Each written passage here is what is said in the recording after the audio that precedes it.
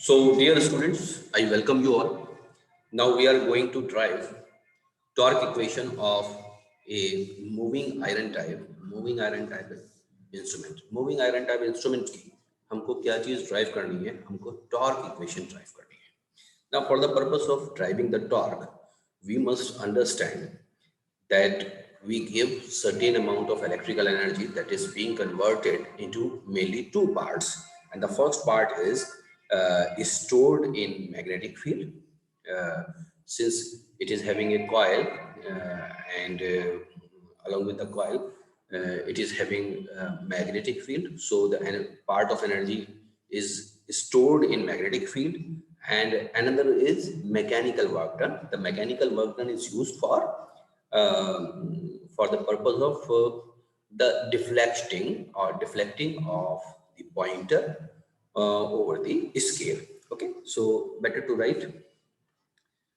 So what principle we will use? Principle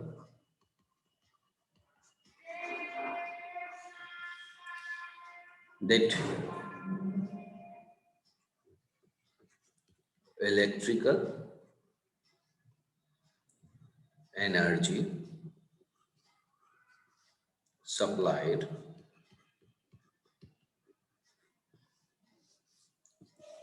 is equal to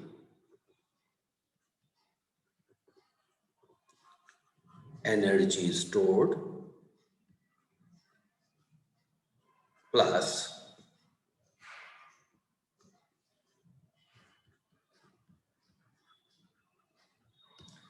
mechanical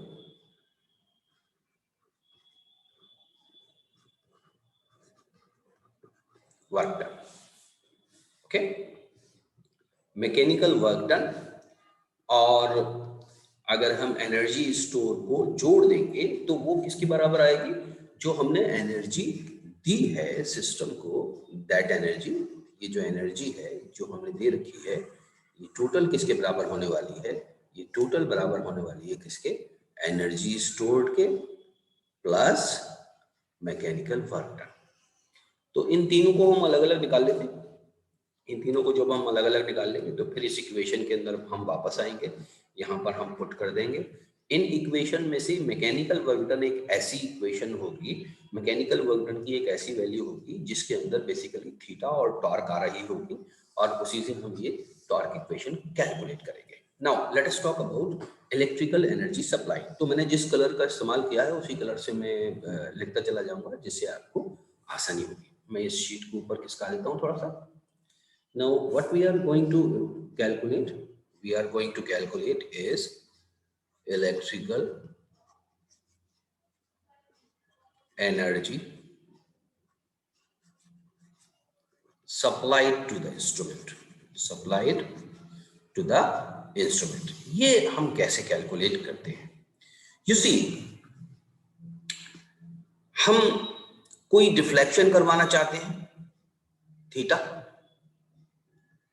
ये deflection किसके according होना चाहिए? जो हम क्वांटिटी मेजर कर रहे हैं, सपोज आई, वो करंट के अकॉर्डिंग होना चाहिए. ये किसी पर्टिकुलर टाइम पर हम करेंगे, किसी पर्टिकुलर टाइम के बाद हम करेंगे, वो होगा टी.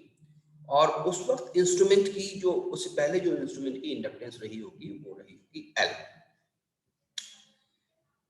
इससे पहले इसके जब हम जिस टाइम हम क्वांटिटी को मेजर करेंगे उस वक्त ये जो थीटा है ये कुछ चेंज हुआ होगा, क्योंकि जीरो से वहां तक पहुंचना है. That will called as change in the deflection और द डिफ्लेक्शन. ठीक है, तो उसको हम डी थीटा से डिनोट करेंगे. डी थीटा से हम डी थीटा बेसिकली कब एग्जिस्ट करेगा? जब डी आई एग्जिस्ट करेगा. डी आई कितने टाइम में हम मेजर करेंगे? वो डी टी में करेंगे. और इसको मेजर करते वक्त डी एल यानी चेंज इन इंडक्टेंस हुआ होगा. ये चेंज इन इंडक्टेंस क्यों हुआ होगा? क्योंकि कॉइल मूव कर रही है, मूविंग कॉइल, सॉरी, क्योंकि आयरन मूव कर रहा है. जब आयरन मूव कर रहा है तो आयरन इसी वजह से मूव कर रहा है क्योंकि इंडक्टेंस में चेंज आया है, तो चेंज इन इंडक्टेंस. तो ये आपको 8 चीजें याद रखनी है. ठीक. नाउ सिंपल केवीएल इक्वेशन लिखेंगे जो कि कॉइल के अक्रॉस होगी. वो क्या होगी? E is equal to d by dt L into I. इसके अंदर प्रोडक्ट रूल लगा लेते हैं, सिंपल आपका डिफरेंशियल इक्वेशन है, प्रोडक्ट रूल लगाएंगे तो L d I by d t plus I d L by d t. इस इक्वेशन को हम इक्वेशन 1 लिख देते हैं। इस शीट को मैं ऊपर कर देता हूं। Multiplying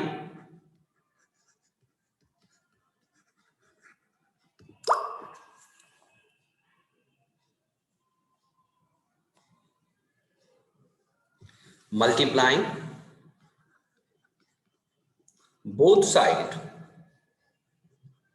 by I d t. हम आई डी टी से बोथ साइड मल्टीप्लाई कर दें तो क्या मिलेगा, E I d t is equal to, क्योंकि डी टी से मल्टीप्लाई कर रहे हैं तो क्या मिलेगा, हमको मिलेगा, यहां इसको मल्टीप्लाई करेंगे, आई डी टी से मल्टीप्लाई करेंगे तो हमको मिलेगा L L i d I plus i square d L. Okay, I square d L मिलेगा और एल आई डी आई मिलेगा। डी टी कैंसिल हो जाएगा क्योंकि डी टी से हमने मल्टीप्लाई किया है। नाउ इस बात को जरा समझने की कोशिश करिए, ये क्या चीज है basically, what is this, this is voltage, ये क्या चीज है, दिस इज करंट, और ये क्या चीज है, दिस इज टाइम। वोल्टेज और करंट का मल्टीप्लिकेशन गिव्स अस पावर, तो ये दोनों चीजें मिला के हमको क्या देगी, ये हमको पावर देगी। पावर को हमने मल्टीप्लाई कर रखा है किससे, टाइम से मल्टीप्लाई कर रखा है। तो बेसिकली ये एनर्जी है। ये कैसी एनर्जी है, ये बेसिकली इलेक्ट्रिकल एनर्जी है जो कि हमने इंस्ट्रूमेंट को दी है और इसी की वैल्यू हमको निकालनी है। ओके, ये जो एनर्जी हमने दी है, क्योंकि ये dt से मल्टीप्लाई हो रही है, ये इसके अंदर dt शामिल है, तो ये बेसिकली इंक्रीमेंटल एनर्जी है। ओके, इसको हम बोल सकते हैं इंक्रीमेंटल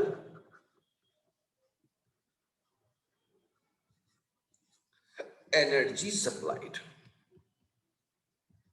मैंने कलर चेंज नहीं किया, सॉरी। ये जो भी एनर्जी थी, ये वाली energy E I d T, ये बेसिकली इंक्रीमेंटल एनर्जी सप्लाइड है।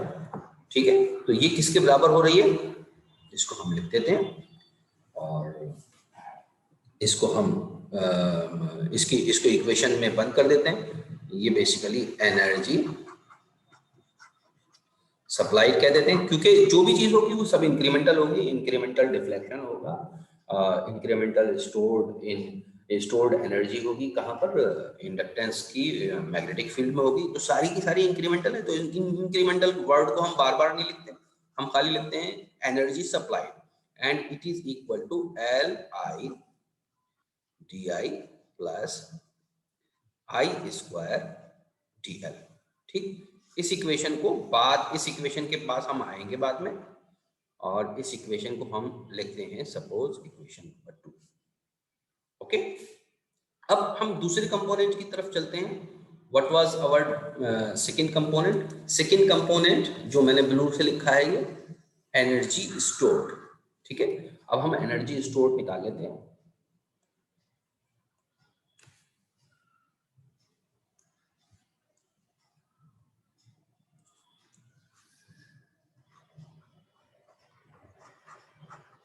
एनर्जी स्टोर्ड, ठीक है, एनर्जी स्टोर हमें निकालनी है। एनर्जी कहां स्टोर हो रही है, एनर्जी इंडक्टेंस की मैग्नेटिक फील्ड में स्टोर हो रही है। तो स्टोर्ड एनर्जी का फॉर्मूला क्या होगा, हम देखेंगे कि बाद में कितनी एनर्जी है और इनिशियल कितनी एनर्जी थी। तो stored energy will be equal to final stored energy minus initial stored energy. ठीक है, फाइनल, तो ये मैंने लिखा एनर्जी स्टोर्ड। तो जो फाइनल एनर्जी स्टोर्ड है, सॉरी इनिशियल एनर्जी स्टोर्ड है, वो हम सब जानते हैं कि वो किसके बराबर होगी, half L I square. Initially ये करंट था इसलिए वो इसके बराबर होगी। अलबत्ता फाइनल एनर्जी स्टोर्ड कितनी होगी, क्योंकि एल चेंज हो चुका है, एल से DL, L plus DL, L change हो चुका है और आई चेंज हो चुका है, आई से डी आई, इसके अंदर ये जोड़ दें, ये बेसिकली फाइनल वैल्यूज हैं। तो इसके अकॉर्डिंग एनर्जी क्या हो जाएगी, हाफ एल की जगह हम लिखेंगे एल प्लस डी एल और आई की जगह लिखेंगे आई प्लस डी आई, ठीक है, इसका स्क्वायर। तो इसको हम कैलकुलेट कर लेते हैं, इसको हम एवेल्युएट कर लेते हैं, ये बेसिकली कितना आने वाला है। तो हाफ को हम कॉमन ले लेते हैं, ठीक है, L plus d L multiplied by I square plus 2i d I plus d I का square minus L I square, और ये बड़ा सा ब्रैकेट लगा देंगे। ओके, नाउ इसको देखिए, डी आई तो अपने आप बहुत छोटा होता है, डी आई तो की तो वैल्यू खुद ही बहुत छोटी होती है, कुछ परसेंट में होती है। डी आई क्योंकि खुद बहुत छोटा है तो डी आई स्क्वायर तो और ज्यादा छोटा हो जाएगा, 2% का स्क्वायर करें फॉर एग्जाम्पल अगर हम, तो वो और भी छोटा हो जाएगा। तो इसको हम इग्नोर कर सकते हैं, that can be ignored since it is very less. Okay, बाकी चीजों को हम कैलकुलेट करते हैं। हाफ को हम ऐसे ही लगा रहने देते हैं, एल को आई स्क्वायर से मल्टीप्लाई कर देते हैं, एल आई स्क्वायर हो जाएगा। देन एल को इससे मल्टीप्लाई कर देते हैं, प्लस एल 2i डी आई, ओके, डी एल को आई स्क्वायर से मल्टीप्लाई कर देते हैं, plus i square d L, और फिर इसको इससे मल्टीप्लाई कर देते हैं, तो ये हो जाएगा 2i डी आई डी एल और माइनस एल आई स्क्वायर, ये वाली टर्म आ जाएगी। बात समझ में? अब यहां पर देखिए ये भी एक incremental value, D I is an incremental value, D L is also an incremental value. तो ये परसेंटेज में, परसेंटेज वाइज देखेंगे तो कुछ परसेंट होगी, तो दो इंक्रीमेंटल वैल्यूज का जब हम प्रोडक्ट लिखेंगे तो वो ऐसा ही है जैसे हमने ये डी आई स्क्वायर लिखा था। तो इस पूरी क्वांटिटी को भी हम जीरो कर सकते हैं, इग्नोर कर सकते हैं, that can be ignore. Okay, अब हम बाकी सारी चीजों को लिख लेते हैं।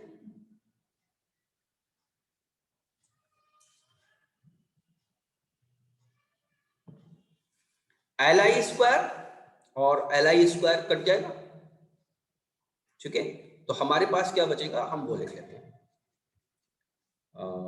मैं ब्लू से ही लिखूंगा, हाफ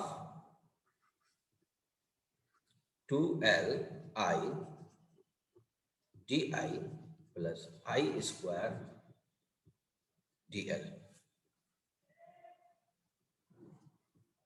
ठीक है, हाफ को मल्टीप्लाई कर देते हैं अंदर, तो ये हो जाएगा L i d I plus half I square d L. तो ये बेसिकली क्या आ गया, ये आपका एनर्जी स्टोर्ड आ गया। क्या चीज आ गई, आपका एनर्जी स्टोर्ड आ गया। एनर्जी कहां पर स्टोर हुई है, एनर्जी स्टोर हुई है मैग्नेटिक फील्ड के अंदर, और उसकी वैल्यू है ये। तो एनर्जी स्टोर्ड किसके बराबर आ गया, वो आ गया L into I d I plus half I square d L. इसको हम वापस में एक रेक्टेंगल में बाउंड कर देते हैं and suppose this is equation is 3। इसको हम मेन जो फर्स्ट इक्वेशन थी उसके अंदर हम पुट करेंगे बाद में। अभी तक कितनी इक्वेशंस हो चुकी हैं इसको हम देख लेते हैं। इक्वेशन 1 तो पहली वाली इक्वेशन है, ओके, जिसके अंदर हमें चीजों को नहीं, इक्वेशन ये मेन इक्वेशन, है ना, ये वाली जो इक्वेशन है, ये इक्वेशन को हम ए बोल देते हैं क्योंकि हमने पहले इसको कोई नंबर नहीं दिया। तो इक्वेशन 1 हो चुकी है, 2 हो चुकी है। अब मैकेनिकल वर्क डन की बारी है। अब हमको क्या निकालना है? Mechanical work done. Mechanical work done के लिए मैंने जो स्केच कलर यूज किया था वो रेड यूज किया था। अब हम मैकेनिकल वर्क डन कैलकुलेट कर लेते हैं। Mechanical work done, mechanical work done हम कैसे कैलकुलेट करते हैं? जो मैकेनिकल वर्क डन होता है, अगर मूविंग सिस्टम है और हमको जो है वो टॉर्क अगर दे रखी है, तो मैकेनिकल सिस्टम में जो मैकेनिकल वर्क डन होता है वो होता है torque multiplied by angle. Torque को अगर हम एंगल से मल्टीप्लाई करते हैं तो मैकेनिकल वर्क डन मिलेगा। क्योंकि हमें इंक्रीमेंटल मैकेनिकल वर्क डन निकालना है, इसके लिए हम लिखेंगे deflecting torque multiplied by d theta. बात समझ में? इस इक्वेशन को हम याद रखेंगे। ठीक है, ये इक्वेशन हो गई 4। नाउ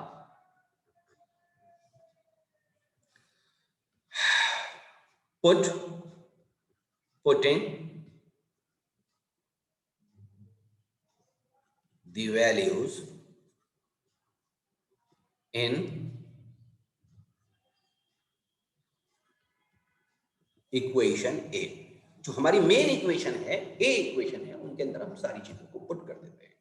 तो कौन कौन सी चीजें हैं उसके अंदर देखते हैं। सबसे पहले तो मैं इसको एनसर्कल कर देता, इसको मैं ब्रैकेट में क्लोज कर देता हूं ताकि आपको पता ये याद रहे कि ये एक मेन इक्वेशन है, इक्वेशन। तो सबसे पहले तो हमारे पास जो इक्वेशन है वो ये इक्वेशन है, electrical energy supplied. Electrical energy supplied की वैल्यू हमने निकाली है LIDI I²DL। ठीक है, LIDI, मैं इसको ब्लैक से लिख देता हूं, LIDI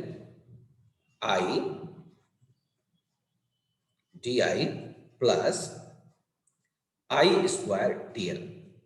ये एनर्जी सप्लाइड है। ये किसके बराबर? Stored energy. एनर्जी स्टोर्ड देखिए हमने यहां पर ये निकाल रखी है। ठीक है, इसको हम लिख लेते हैं यहीं पर। तो ये किसके बराबर होगी? एनर्जी स्टोर्ड,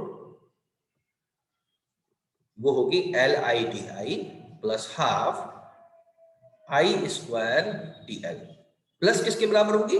जो मैकेनिकल वर्क डन है, that is deflecting torque multiplied by, sorry मुझे डी थीटा लिखना चाहिए, डी थीटा। ये बेसिकली इक्वेशन ए बन चुकी है जो कि मॉडिफाई हुई है, इसलिए मैं इसको ए डैश लिख देता हूं। ठीक है, हमने इक्वेशन ए की सारी चीजों को निकाल लिया है। बात समझ में? इसके अंदर जो चीजें कॉमन है वो काट देते हैं। LIDI और LIDI ये दोनों तरफ है। I²DL और हाफ I²DL, हाफ I²DL को जब आप इधर लेके जाएंगे तो ये नेगेटिव साइन के साथ जाएगा, और I²DL में से जब ये घटेगा तो वापस में हमारे पास क्या बचेगा? वापस में हमारे पास हाफ I²DL ही बचेगा, और ये बराबर हो जाएगा deflecting torque multiplied by d theta. Okay, यहां तक बात समझ में आ गई? ये एक बात हो गई। अगर हम डिफ्लेक्टिंग टॉर्क को निकाल लें तो ये किसके बराबर आ जाएगा? Half I²DL by d theta. ये बेसिकली डिफ्लेक्टिंग टॉर्क का फॉर्मूला आ गया।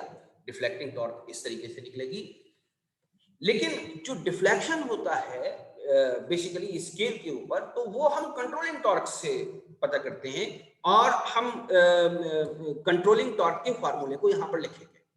तो फॉर स्टेशनरी और फॉर स्टेबल ऑपरेशन यहां पर लिखेंगे फॉर स्टेबल ऑपरेशन। जब कभी भी स्टेबल ऑपरेशन होगा तब क्या होगा? या पॉइंटर रुकेगा कब? पॉइंटर जब रुकेगा जब कंट्रोलिंग टॉर्क और डिफ्लेक्टिंग टॉर्क दोनों बराबर होगी। ठीक है, तो कंट्रोलिंग टॉर्क किसके बराबर होती है? कंट्रोलिंग टॉर्क का अगर हम फार्मूला लिखें तो आप ये जानते हैं, क्योंकि वहां स्प्रिंग यूज हो रही है या कोई भी सिस्टम यूज हो रहा है, तो एक कांस्टेंट आएगा, दैट इज बेसिकली के और थीटा। ये थीटा के प्रोपोर्शनल होगी। Theta is basically the deflection. Deflecting torque आपने निकाली है half I square d L by d theta. ये फंक्शन ऑफ थीटा है।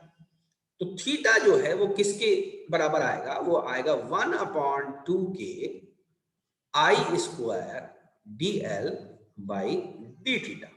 तो it is a very important equation, इसको आपको याद रखना है हमेशा कि जो डिफ्लेक्शन है वो हमारा किसके बराबर आता है? In terms of current, in terms of inductance theta, in terms of spring constant. इसका जो इंपॉर्टेंट पॉइंट है वो ये है कि theta is directly proportional to i square, means कि जो आई के प्रोपोर्शनल नहीं होगा थीटा, बल्कि थीटा किसके प्रोपोर्शनल होगा? आई स्क्वायर के प्रोपोर्शनल होगा। तो theta is directly proportional to the square of the measuring quantity. It is for that reason the scale of a moving iron type instrument is not gradually distributed. Okay, ये जो scale होता है आपको मैंने पहले भी बताया था, अगर यहाँ पर 0 है और यहाँ पर आप 1 लिख रहे हैं तो अगला जो 2 होगा वो और थोड़ा फैला हुआ होगा, 3 और फैला हुआ होगा, 4 और ज्यादा होगा और 5 और ज्यादा। तो आप ये देखेंगे जो डिफ्लेक्शन है ये यहाँ पर सेम क्वांटिटी के लिए जो डिफ्लेक्शन है वो बढ़ता चला जा रहा है। यहाँ पर और बढ़ गया, यहाँ पर डिफ्लेक्शन और ज्यादा बढ़ गया, यहाँ पर डिफ्लेक्शन और ज्यादा बढ़ गया। यहाँ से यहाँ तक 1 एम्पियर मेजर किया था, यहाँ से यहाँ तक फर्दर और 1 एम्पियर बढ़ गया था, लेकिन जो थीटा है वो और ज्यादा बढ़ता चला जा रहा है। तो स्केल शुरू में कंडेंस्ड होता है और जैसे जैसे आगे चलते चले जाएंगे वो डिस्ट्रीब्यूटेड होता चला जाएगा। ठीक है, मूविंग कॉइल टाइप इंस्ट्रूमेंट में ऐसा नहीं होता। मूविंग आयरन टाइप इंस्ट्रूमेंट में ऐसा होता है। तो that must be taken into consideration. इसको आपको याद रखना है, वाइवा में ये सब चीजें पूछी जा सकती है। ओके, तो you may ask any question through our WhatsApp group. जो हमारे व्हाट्सएप ग्रुप बने हुए हैं उनके जरिए आप कोई क्वेश्चन पूछ सकते हैं इससे रिलेटेड। इस इक्वेशन, इस डेरिवेशन को आप लोग कई बार दोहरा लीजिए, याद कर लीजिए, और इसमें जो जो चीज़ें बताई हैं वो सब याद रखिए। अगर कोई चीज़ नहीं समझ में आती है तो दोबारा पूछ लीजिए। ओके, मैं स्टॉप कर देता हूँ अब। Thank you very much.